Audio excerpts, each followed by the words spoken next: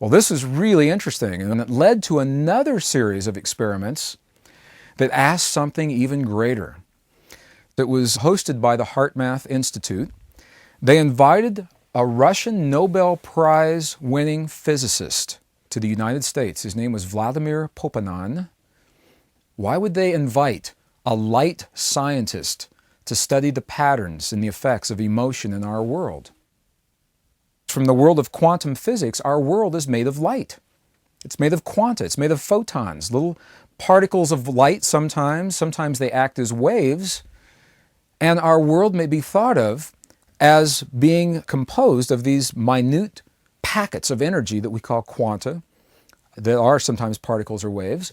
The question was, does our emotion have any effect on light, on the quantum world around us? So they devised some very ingenious experiments, and these were under laboratory conditions.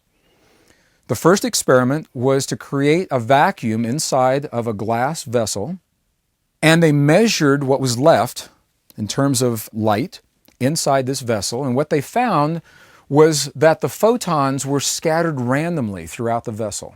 That's exactly what they expected to see.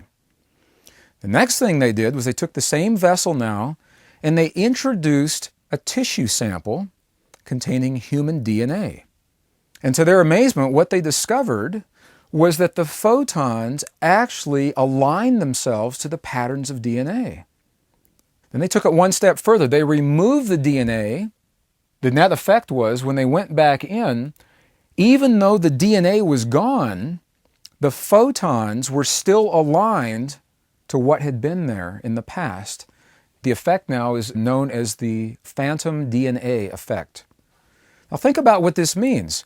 At least in these conditions, in the laboratory condition, for the first time, there was a phenomenon that was demonstrated that's been referenced through ancient texts, ancient traditions for thousands of years.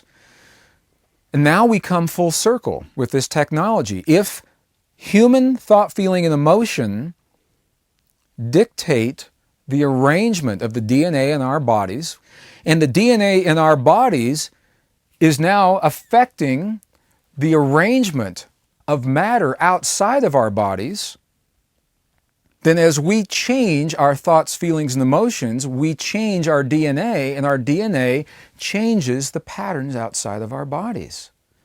And we come full circle. Now we have the essence and the mechanism for a technology.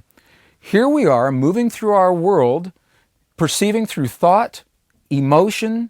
We combine the two together and we have our world of feeling.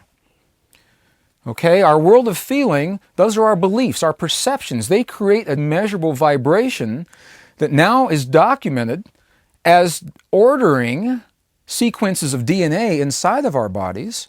And now through the phantom DNA effect, at least under these conditions, that DNA inside of the tissue is ordering, it's coding matter outside of our bodies.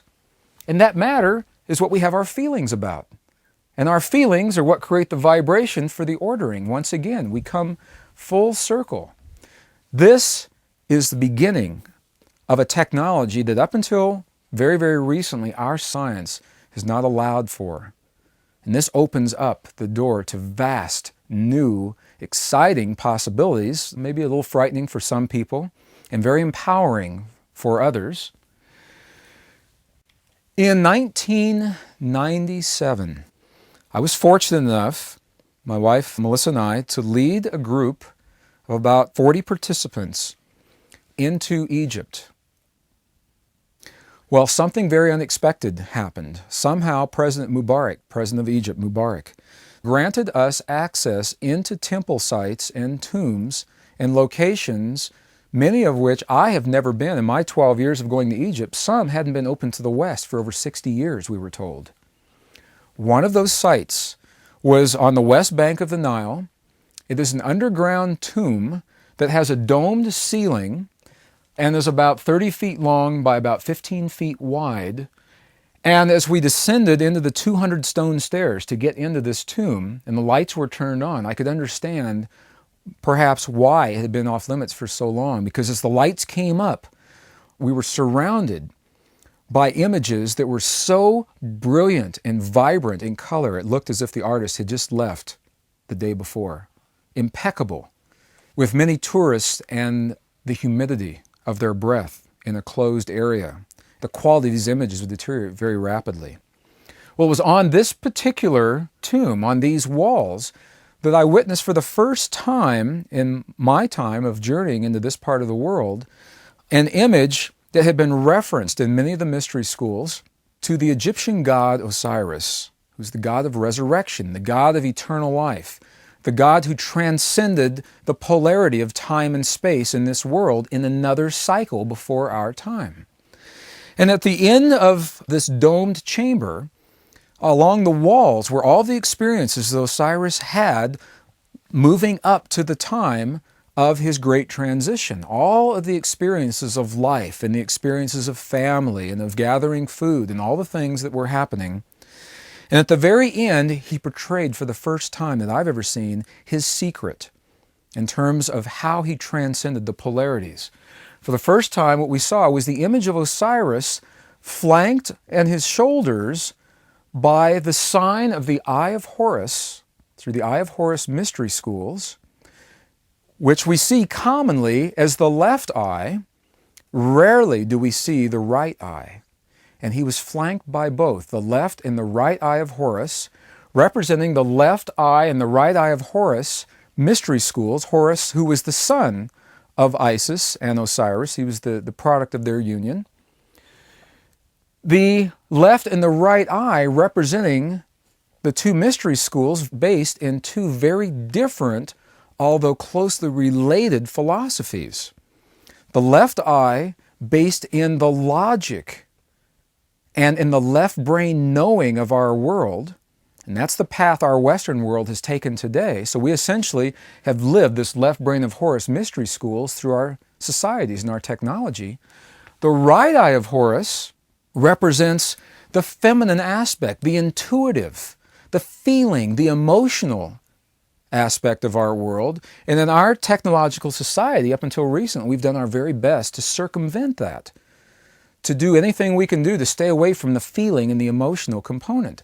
Well, here in this tomb, 200 steps underground, what we're seeing is Osiris is sharing his secret. He's saying in the only symbolism of his time, the secret to achieving and transcending this polarity, achieving this lasting experience, is the union of left and right brain, the union of logic and emotion. And once again, we see what we're reminded of so often through these mystery schools, that as great as our logic is, as important as our left and right brains are, they're incomplete. If we view the world through left and right brain, we'll always view the world in the separateness of left and right, light and dark, good and bad, right and wrong. But our logic must be tempered with the wisdom that comes from our hearts, the wisdom of the experience, the wisdom of feeling and emotion. And it's through that we are able to transcend the great challenges of life. I've referenced several times these three parameters of prayer: thought, feeling, and emotion. What is the difference between feeling and emotion? In recent years in the West, we have merged the two into a single concept, feeling and emotion. The ancients, however, identified them as closely related yet separate. And what they said to us is this, that feeling is the union of a thought and an emotion.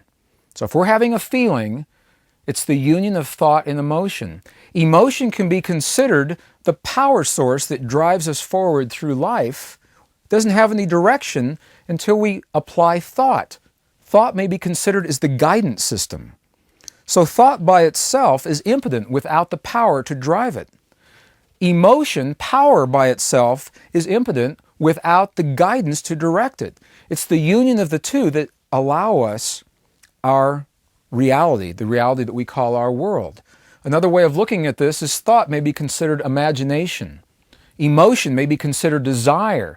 And when we find a way to merge our imagination and our desire into a single, directive, potent force, then we create our reality.